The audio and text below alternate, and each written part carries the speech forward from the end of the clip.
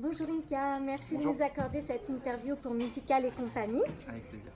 Alors, tout d'abord, on aurait souhaité parler un petit peu de votre parcours. Quel a été votre cursus et comment vous en êtes arrivé à la comédie musicale? Oui, alors au niveau de mon parcours artistique, en fait ça a été un peu comme une révélation quand j'étais petit. Tout de suite, j'ai compris que j'allais pas suivre un courant, on va dire, normal, entre guillemets. J'ai été tout de suite attiré par le chant, par le théâtre, par le côté voilà, artistique. Ça s'est révélé en moi et je me suis dit, voilà, clairement il y a quelque chose à faire. Je me sentais à ma place. J'avais fait une première scène à l'âge de 9 ans et tout de suite j'ai compris qu'à cet instant c'était ça. Et j'ai continué donc ma voilà, période scolaire, etc. jusqu'à en fait arrêter mes études à l'âge de 16 ans pour vraiment me consacrer entièrement à ma passion. Donc là j'ai commencé avec des orchestres de la région, parce que je viens du sud de la France, orchestre de bal spectacle, des cabarets, music-halls, de l'événementiel, etc. jusqu'à faire donc l'émission de Pascal Sevran Entre l'artiste à l'âge de 20 ans.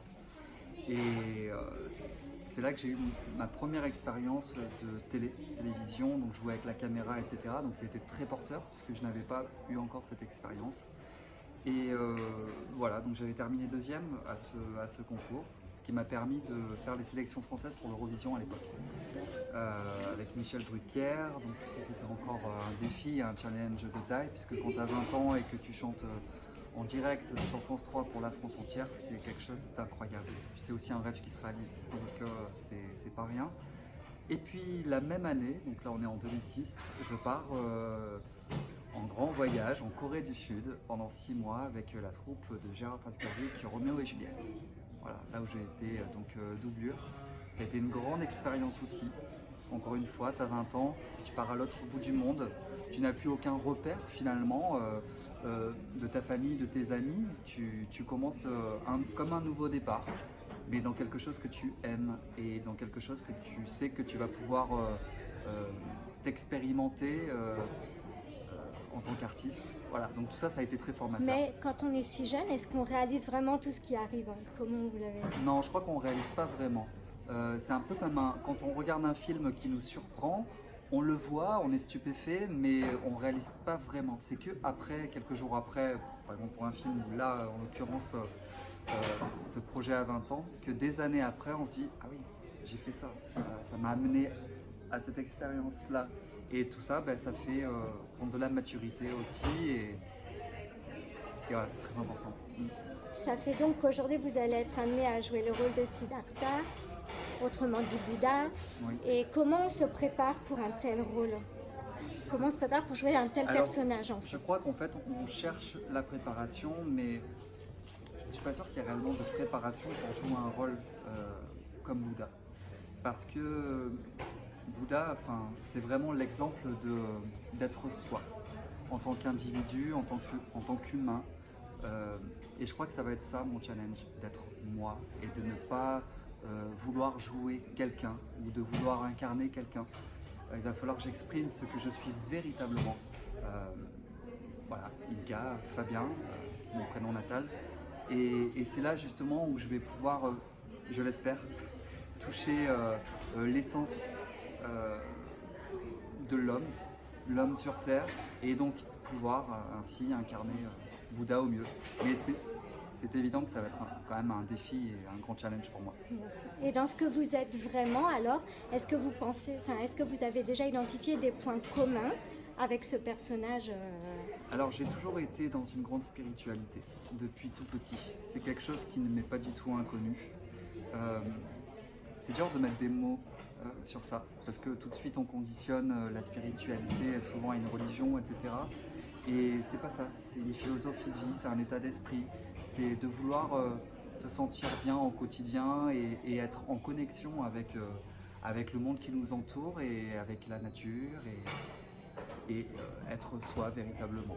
Donc effectivement, Siddhartha, c'est un rôle qui me parle complètement parce que je me retrouve en fait dans ce personnage.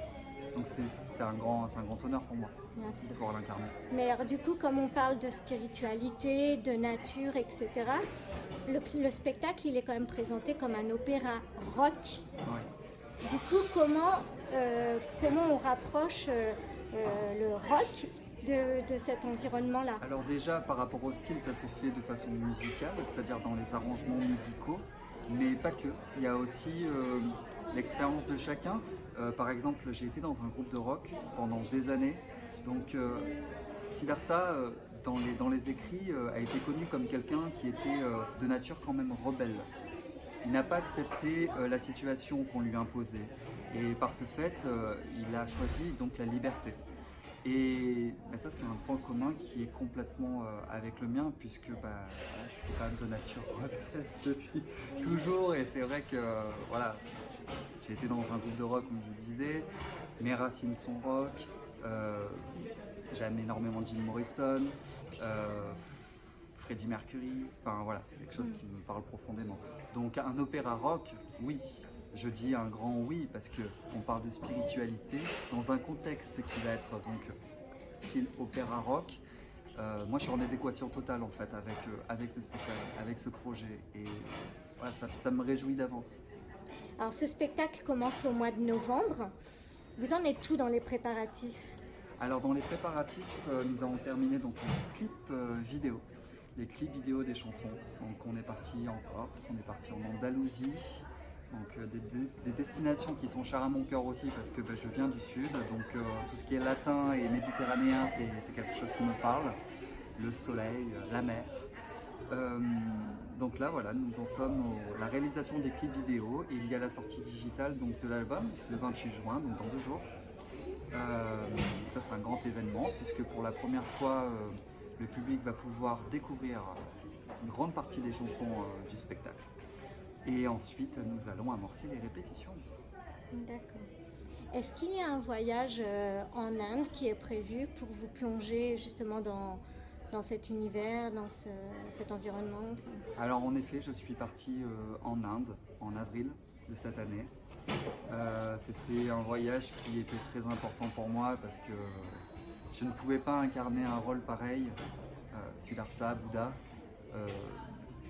en n'allant pas finalement sur ses traces. Donc ça faisait déjà quelques temps que je voulais partir en Inde et je m'étais dit bon, allez, c'est l'année pour partir en fait, faut pas t'attendre par cette année. Avant le spectacle, ça va te nourrir artistiquement et humainement et puis la connaissance aussi de ce personnage. Donc je suis parti 10 jours en Inde sur les traces du Bouddha. Je suis allé jusqu'au site où le Bouddha historique a atteint l'éveil. C'est une ville qui s'appelle Bodh Gaya dans le nord de l'Inde et j'ai eu la chance d'aller justement au pied de ce fameux arbre. Et quitte à aller sur les traces de Bouddha, si vous l'aviez rencontré, vous rencontrez Bouddha aujourd'hui, qu'est-ce que vous auriez envie de lui dire? C'est une très très bonne question. C'est une très très bonne question qui donne à réflexion. Qu'est-ce que je lui dirais? Je crois que j'aurais rien besoin de lui dire. Je crois que les regards parlent et qu'il suffirait d'un simple regard. Il y a beaucoup de spectacles prévus à la rentrée, évidemment. Qu'est-ce que vous diriez, notamment aux abonnés de Musical et compagnie, pour les convaincre de venir voir Siddhartha plutôt qu'un autre spectacle? Je dirais tout simplement que ce sera plus qu'un spectacle. On va transmettre un message, en tout cas on l'espère, d'authenticité, de bienveillance, d'amour. Et je prends aussi la responsabilité dans ce rôle de pouvoir l'incarner au mieux pour pouvoir transmettre toutes ces belles valeurs qui me sont chères. Et que je sais qu'ils sont chers aussi tout le reste de la troupe, au créateur aussi de ce spectacle, David Clément-Daillard. Et voilà. Donc c'est important pour nous de pouvoir transmettre de très beaux messages d'humanité au travers d'un spectacle. Donc finalement, ce ne sera pas juste venir voir un spectacle, ce sera bien plus. Très bien. Eh bien, écoutez, on attend ça avec beaucoup d'impatience. Moi aussi. On vous remercie beaucoup de cette interview et Merci beaucoup. on vous souhaite le meilleur pour ce projet. Merci beaucoup, à très bientôt.